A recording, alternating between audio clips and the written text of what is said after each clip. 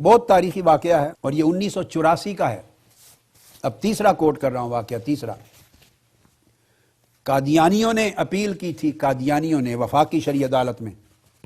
یہ جتنے میں بتا رہا ہوں فیصلے سب سرکاری طور پہ چھپے ہوئے ہیں، پی ایل ڈی میں، پی ایل جے میں، سپریم کورٹ، ہائی کورٹ، وفاقی شرعی عدالت کے تاریخی فیصلوں کے سرکاری ریکارڈ میں چھپے ہوئے ہیں، کتابوں میں بھی ہیں. 1984 میں وفاقی شرعی عدالت میں قادیانیوں نے اپیل دائر کی کہ ہمیں ہماری عبادت گاہوں کا نام مسجد رکھنے سے روکا جا رہا ہے، ہمیں کلمہ پڑھنے سے روکا جا رہا ہے، اذان سے روکا جا رہا ہے، وغیرہ وغیرہ. جو شاعر اسلام تھے ان کے استعمال کی اجازت دی جائے. ہم غیر مسلم ہیں، ہمیں ڈکلیئر کر دیا مائنورٹی، ٹھیک ہے، درست ہے، لیکن بطور غیر مسلم اقلیت ہمیں مذہبی آزادی دی جائے، اس میں مداخلت کیوں کی جا رہی ہے؟ تو انہوں نے مسلم اقلیت، مسلمان ہونا یا نہ غیر مسلم ہونے کو نہیں درج کیا تھا. کہا تھا کہ ہم غیر مسلم اقلیت ہیں، تو بطور غیر مسلم اقلیت ہمیں مذہبی آزادی دی جائے، یہ ہمارا مذہب ہے، ہمارے شاعر ہیں، تو ہمیں اجازت دی جائے، اس میں مداخلت نہ کی جائے. یہ آئین ہے پاکستان کا. یہ کیس تھا. اس پر پورے ملک کے یہ سارے علماء پیش ہوئے چوٹی کے. جب یہ پیش ہوئے پوری سماعت ہو چکی تو میں اللہ کو گواہ بنا کر بتا رہا ہوں، لا الہ الا اللہ محمد رسول اللہ، یہ سارے شکست کھا گئے. اب یہ اندر کی سٹوری ہے، میں آپ کو آج اندر کی بات بتا رہا ہوں. اور قادیانیوں کی اپیل کو خارج نہیں کروا سکے اور اپنی تضحیق کروا لی. اس میں وہ تحفظ ناموس رسالت والے بھی تھے، تحفظ ختم نبوت والے بھی تھے، علماء دیوبند بھی تھے، اہل حدیث بھی تھے، اہل سنت بھی، سارے تھے. عدالت کے جو سوال تھے جو قادیانیوں نے اٹھائے تھے ان میں سے کسی ایک کا بھی جواب نہیں دے سکے. جو عالم صاحب جاتا عدالت میں تو وہ اس کے دعوی نبوت کا قصہ چھیڑ کے بیٹھ جاتا. اس نے دعوی نبوت کیا، لا نبی بعدی، خاتم النبیین. جو دعوی نبوت کرے وہ کافر مرتد ہے اور لہٰذا یہ مسلمان نہیں ہے. وہ عدالت کہے بھئی یہ مسئلہ زیر بحث نہیں ہے، یہ 1973 کے آئین میں طے ہو چکا ہے بھٹو صاحب کے زمانے سے، پارلیمنٹ کے ذریعے. یہ غیر مسلم اقلیت ہو گئے ہیں.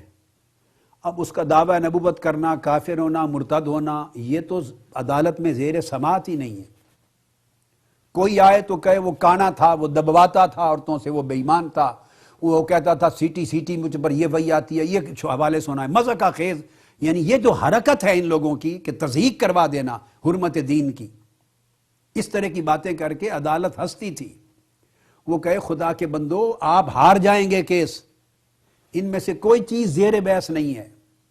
انہوں نے سمپل بات کیا، کہا کہ ہم غیر مسلم اقلیت ہیں، آئین نے ہمیں غیر مسلم ڈکلیئر کر دیا، ہم بطور نان مسلم مائنورٹی اپنی مذہبی آزادی مانگ رہے ہیں کہ ہمیں یہ ہمارا مذہب کہتا ہے ہمیں اس کا اختیار ہونا چاہیے، اس کو مداخلت کیوں کرتے ہیں؟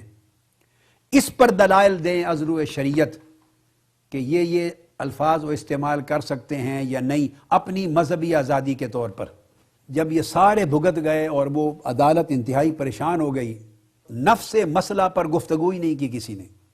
یہی پرابلم ان کا آج ہے کہ نفس مسئلہ کچھ اور ہوتا ہے اور یہ بنا کچھ اور، بحث میں کچھ اور لیتے ہیں، خلط مبحث کر دیتے ہیں.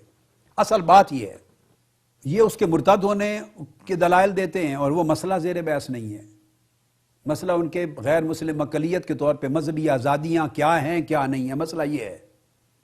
چنانچہ ڈیٹ فکس ہوئی ان کے ساتھ، میں نے اپنا دورہ منسوخ کیا، بقایا واپس آنے کا کہا. انہوں نے میری واپسی کے، میں نے کہا 3 دن دے دیں تاکہ میں اسٹڈی کر لوں.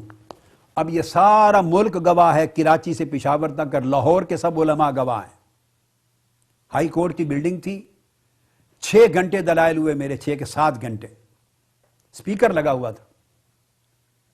اس ایک دن کے 6 گھنٹے کے دلائل سے قادیانیوں کی اپیل خارج کر دی گئی.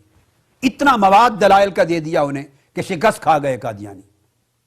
سارے جہان نے دلائل سنے اور نتیجہ کیا ہوا؟